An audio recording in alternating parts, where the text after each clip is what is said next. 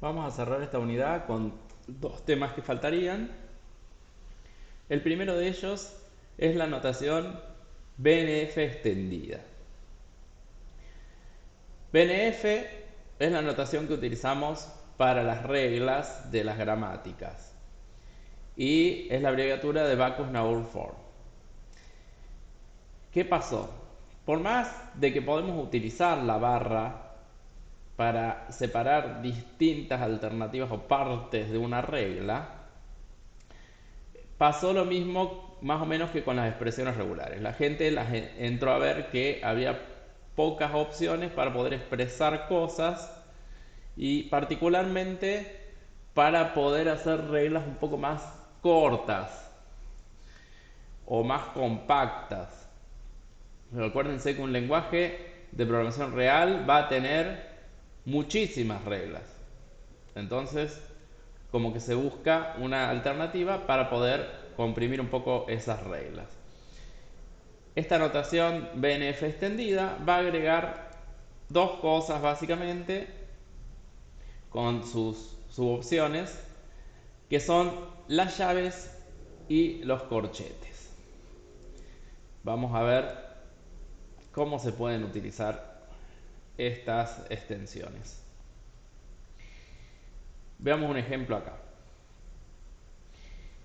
Tenemos la regla número que me dice que puede estar formada, un número puede estar formado por un dígito o por él mismo agregándole dígitos a la derecha.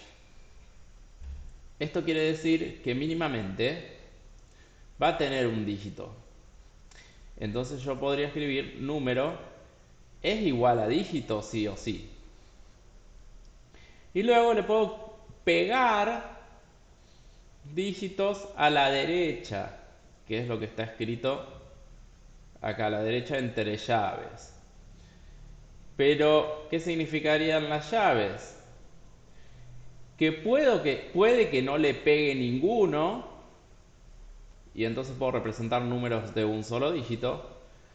Puede que le pegue uno, y entonces podría representar números de dos dígitos. Puede que le pegue 2, podría representar números de tres dígitos y así. La llave me está diciendo que puede haber después 0 o más dígitos. Es decir, es una repetición la llave. Es una repetición o algo cíclico. Veamos otro ejemplo con la llave también, porque la llave sirve para varios casos. Por ejemplo, en este, en el que tenemos un código que puede estar formado por un solo dígito, por dos dígitos o tres dígitos. Está bastante acotado el código. Entonces lo podríamos representar como dígito entre llaves y subíndices. Le ponemos en el subíndice inferior el número mínimo que queremos que aparezca, lo que está entre llaves, es decir, un dígito. Y en el superíndice sería de la llave, le ponemos el máximo posible, que son 3. Entonces, solamente se puede repetir el dígito una vez, dos veces o tres veces, nada más. Con lo cual, yo tengo la misma representación que en la regla anterior. Un caso que se presenta muy a menudo es el de cosas que son opcionales. Por ejemplo, cuando pensamos en algo opcional, lo primero que podríamos imaginar es un if. Un if que tiene una condición booleana y una sentencia que se cumple si es verdadera. Y a veces va acompañado de un else con una sentencia para el caso falso. Ese a veces, que es a veces sí, a veces no, lo podríamos reemplazar con los corchetes. O sea, los corchetes me van a decir a mí, esto no va o va a lo sumo una vez. O sea, es opcional. Y ahí tenemos los usos de las extensiones. ¿Para qué nos van a servir estas extensiones? Para poder realizar diagramas de sintaxis o poder representar las reglas de una manera gráfica. Así nos evitamos el uso del árbol. Este tipo de diagrama es bastante simple, está formado por flechas que me van a indicar a mí cómo lo voy recorriendo. Tienen que ser flechas, tienen que tener punta de flecha. Y vamos a tener rectángulos, círculos y una etiqueta. Vamos a verlo con un caso concreto. Vamos a considerar estas reglas en BNF, las vamos a transformar a EBNF, es decir, acá vemos cosas que son opcionales y las ponemos entre corchetes. Por ejemplo, expresión puede tener como opcional expresión operador aditivo antes de término y término siempre. Lo mismo factor. Dígito, número representado con dígito con llaves, como habíamos visto antes. Y vamos a tratar de graficar estas reglas. En general vamos a tener un diagrama de sintaxis para cada regla. En general. Vamos a empezar por la primera que está ahí. El diagrama empieza con una etiqueta, que es el no terminal que yo estoy definiendo. En este caso es expresión. Voy a definir expresión de forma gráfica. ¿Con qué arranco primero? Bueno, podría pensar que el corchete me está diciendo que es algo opcional, que no está a veces, pero que a veces sí está. Entonces vamos a considerar el caso en el que sí está. Si sí estuviera, yo debería encontrarme primero con una expresión, después con un operador aditivo y finalmente con un término. Pero necesito el caso en el que no están expresión ni operador aditivo. Entonces, ¿qué voy a hacer? Lo voy a puentear con una flecha directamente. Entonces me voy a término solo. Lo mismo va a pasar con término. Tengo término, operador multiplicativo, factor, cuando se cumple lo del corchete, y si no se cumple, lo puenteo con una flecha. Bien, en el caso de factor, ¿qué me dice? Que tiene dos opciones. Entonces voy a tener dos caminos. El primer camino es tener un terminal, que es un paréntesis, seguido de un no terminal, y otro paréntesis, seguido de un no terminal expresión y otro paréntesis terminal. Bien, hasta acá hay algo que no dije, que es que estaba esperando que aparezca el primer terminal para indicar que los terminales van en círculos u óvalos y los no terminales en rectángulos. La etiqueta es siempre un nombre, no lleva nada. No lleva ni círculo ni rectángulo. Bueno, y ahora teníamos el otro camino que es número. Bien, vamos a representar número ahora. Número me dice que debería tener un dígito sí o sí. Y después que podría tener 0 o más dígitos. Entonces voy a estar hablando de un ciclo. Así, de esta forma.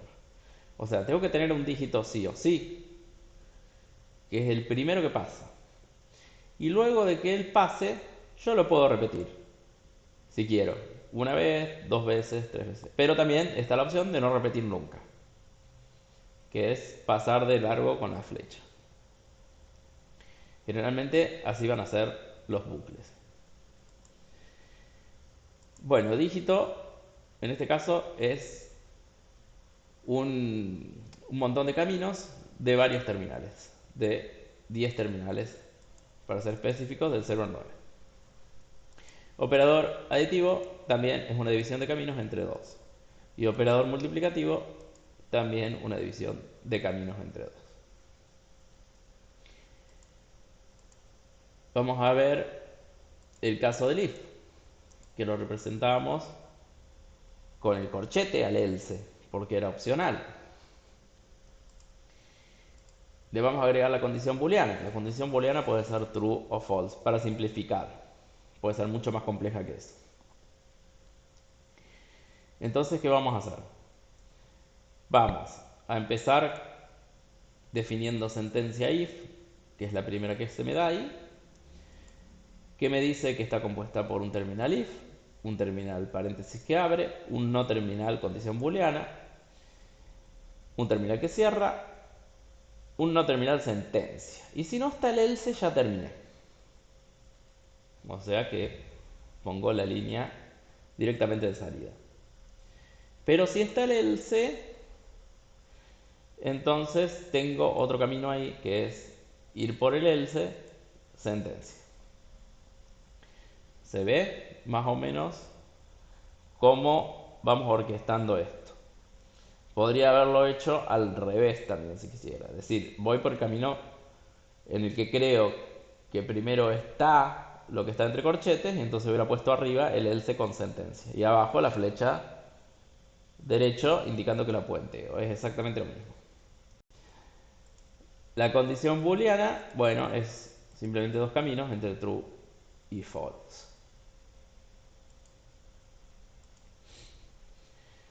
Bien, como vimos con estos ejemplos, más o menos la idea es poder diseñar el diagrama y que recorriéndolo, generalmente de la izquierda, arrancando por la etiqueta, yo vaya siguiendo las flechas y me encuentre con cada elemento que va a conformar la gramática y me permita decir todas las opciones con las que yo puedo conformar sentencias. Vendría a ser una especie de árbol de derivación gráfico en el que yo veo muchas combinaciones para hacer la sentencia, una mezcla entre un árbol de derivación y un árbol sintáctico, pero es mucho más visual. Generalmente termino saliendo por la derecha con la flecha final.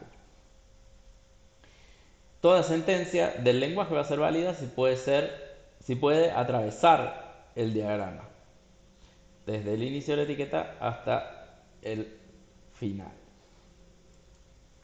Y esa es básicamente la idea. Para